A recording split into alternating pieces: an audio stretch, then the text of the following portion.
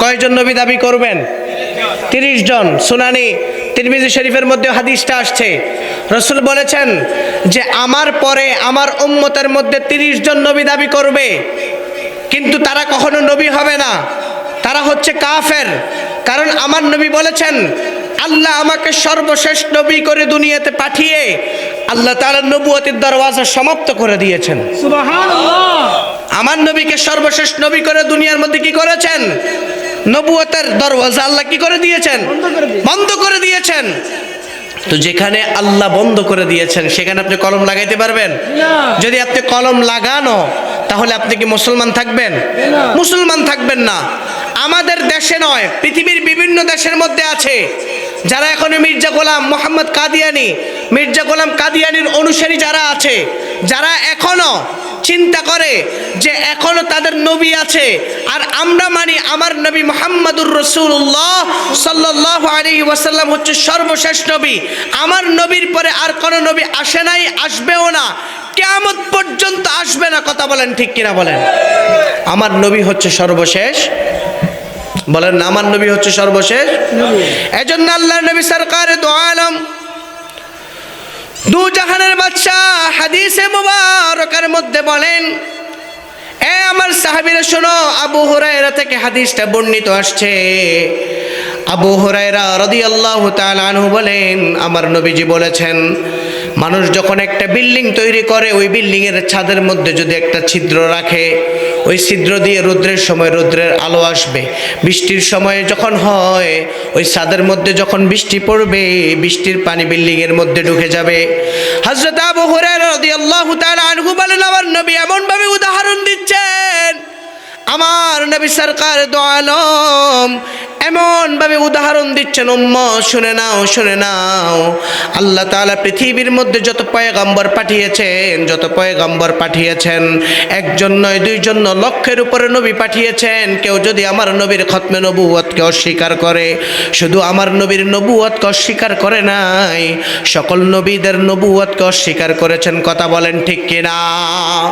কারণ সকল নবীরাই বলেছেন, সকল নবীরাই বলেছেন আমার নবী হচ্ছে সর্বশেষ। কেউ আওয়াজ দিয়ে বলেন আমার নবী সর্বশেষ নবী। সকল নবীরাই বলেছেন, সকল নবীরাই সাক্ষ্য দিয়েছেন। বাবা আদম থেকে ঈসা রুহুল্লাহ পর্যন্ত, যদিও আদম নবীকে আল্লাহ তাআলা সর্বপ্রথম বানিয়েছেন, কিন্তু আমার নবীকে প্রশ্ন করা হয়েছে, ইয়া রাসূলুল্লাহ আপনি কখন থেকে নবী? আল্লাহর নবী বলেছেন, আমি আদম ও সফিউল্লাহ, যখন আদম নবী মাটি এবং পানির সাথে যখন এখন মিশ্রিত আছে, খামির তৈরি হচ্ছে, তার আগেও আমি নবী। আল্লাহ তাআলা আমি নবীকে নবী হিসাবে রেখে দিয়েছেন। জোরে বলেন সুবহানাল্লাহ। হাদিসের মধ্যে আসছে রাসূলুল্লাহ সাল্লাল্লাহু আলাইহি ওয়াসাল্লাম বললেন, হাদিসের মধ্যে আসছে আল্লাহর নবী সরকার দু আলম নূরে মুজাসসাম বললেন, পৃথিবীর মধ্যে যত পয়গম্বর আসবে, যত পয়গম্বর আসছে, সকল নবীদের সর্বশেষ করে দুনিয়ার বুকে আল্লাহ তাআলা আমি রাসূলকে পাঠিয়েছেন। আল্লাহ তাআলা আমার নবীর মাধ্যমে নবুয়তকে আল্লাহ তাআলা সমাপ্তি করে দিয়েছেন। এই নবুয়তের মধ্যে কেউ কলম দিতে পারবে না। যত মানুষ দুনিয়ার মধ্যে বলবে যে আমার নবীর পরে নবী আসবে, আমার নবীর পরে নবী আসবে, আর আল্লাহ বলেছেন হাবিব আপনি নবী হচ্ছেন সর্বশেষ নবী, সৃষ্টির মধ্যে আপনি সর্বপ্রথম, আর দুনিয়ার বুকে নবীদের পরে সর্বশেষ আমি আপনাকে পাঠিয়ে আমি নবুয়তকে সমাপ্ত করে দিয়েছি। জোরে বলেন সুবহানাল্লাহ। তাহলে নবুয়তকে সমাপ্ত করে দিয়েছেন কে? আল্লাহ। আওয়াজ দিয়ে বলেন না কে? আল্লাহ। এজন্য হাদিসের মধ্যে আসছে এবং আল্লাহ কোরআনুল কারীমের মধ্যে বলেছেন, মা কানা মুহাম্মাদুন আবা আহাদিম মির রিজালিকুম ওয়ালাকির রাসূলুল্লাহি ওয়া খাতামান নাবিয়্যিন। বলেছেন কে? আল্লাহ। আরো জোরে বলেন কে? কোরআনুল কারীমের আরো বিভিন্ন জায়গার মধ্যে হুজুররা আছে, আল্লাহ কোরআনুল কারীমের বিভিন্ন জায়গায় বলেছেন ওয়ামা মুহাম্মাদুন ইল্লা রাসূল। কোরআনুল কারীমের মধ্যে আল্লাহ আবার বলেছেন মুহাম্মাদুর রাসূলুল্লাহ। আল্লাহ নিজে আমার নবীর পরিচয় দিচ্ছেন মুহাম্মাদুর রাসূলুল্লাহ। মুহাম্মদ হচ্ছে আমি আল্লাহর রাসূল। সুবহানাল্লাহ। জোরে বলেন না সুবহানাল্লাহ। মুহাম্মদ হচ্ছে আমি আল্লাহর রাসূল, আমি আল্লাহর রাসূল। এইভাবে আল্লাহ তাআলা আমার নবীর পরিচয় দিচ্ছেন। কিন্তু মা কানা মুহাম্মাদুন আবা আহাদিম মির রিজালিকুমের মধ্যে আল্লাহ বলেছেন, খবরদার তোমরা আমার নবীকে দুনিয়ার বুকে একে অপরকে যেইভাবে তোমাদের সন্তানদেরকে তোমরা যেইভাবে সম্বোধন করো ওইভাবে আমার নবীকে মনে করিও না। আমার নবীরে কোনোভাবে তোমরা সাধারণভাবে মনে করিও না, কারণ আমার নবী হচ্ছে একমাত্র আমি আল্লাহ তাআলার রাসূল, আমি আল্লাহ তাআলার রাসূল।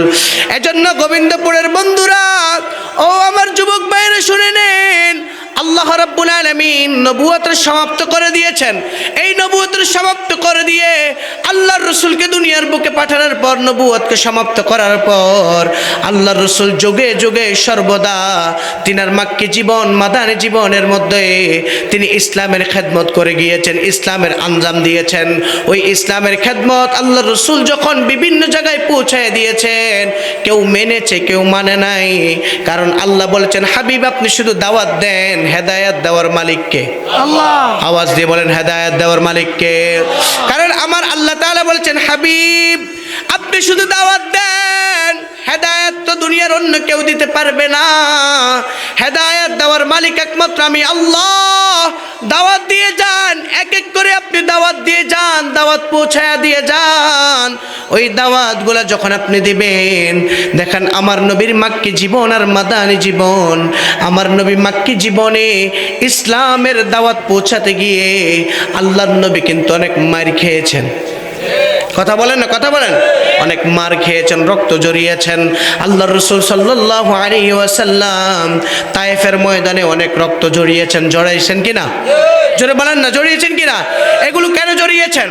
কারণ ইসলামের দাওয়াত দিতে গিয়ে, আল্লাহর একাত্মবাদের দাওয়াত দিতে গিয়া, কথা বলেন ঠিক কিনা?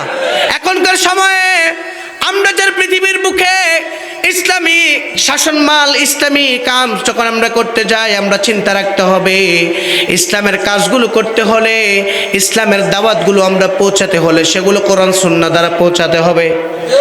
কথা বলেন ঠিক কিনা? ইসলামের আদর্শগুলো আমাদের মধ্যে থাকতে হবে। কারণ আমাদের আদর্শটা হচ্ছে নবী মুহাম্মাদুর রাসূলুল্লাহ। আওয়াজ দিয়ে বলেন না, নবী মুহাম্মাদুর রাসূলুল্লাহ। আমাদের আদর্শ হচ্ছে নবী মুহাম্মাদুর রাসূলুল্লাহ। আল্লাহর কোরআনের মধ্যে আছেন। আমাদের আদর্শ দুনিয়ার কোনো মানুষ না, ঠিক কিনা?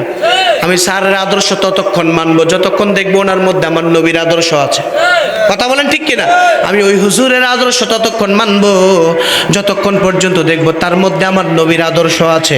যদি দেখি তার মধ্যে নবীর আদর্শের ঘাটতি আছে, তাহলে আমি তাকে মানবো। জোরে বলেন না, মানবো। এখন আমাদের হচ্ছে উল্টা সাইড। বলবেন হুজুর উল্টা সাইড কোনটা? কারণ আমাদের সমাজে বর্তমান সময়ে মানুষ আল্লাহর রাসূলকে কখনো মানতে চায় না। বলবেন হুজুর কিভাবে? নবীজি যেইভাবে চলার জন্য বলেছেন, নবীজি দিনার খতমে নবুয়ত জিন্দেগির মধ্যে যেইভাবে উম্মতকে দাবিত করেছেন, এই আমার উম্মতেরা আমি রাসূল যেইভাবে তোমাদেরকে দাবিত হওয়ার জন্য বলেছি, এখন বর্তমান সময়ে মানুষের মধ্যে এটা অভাব আছে না নাই? জোরে বলেন, আছে না নাই? অভাব আছে। কারণ মানুষ বর্তমানে নবীর আদর্শ মানতে চায় না। কথা বলেন ঠিক কিনা? নবীর আদর্শের মধ্যে থেকে মানুষ বহু দূরে সরে গিয়েছে, কিন্তু নবীর আদর্শটাই তো হচ্ছে উত্তম আদর্শ। কেউ কথা বলবেন না?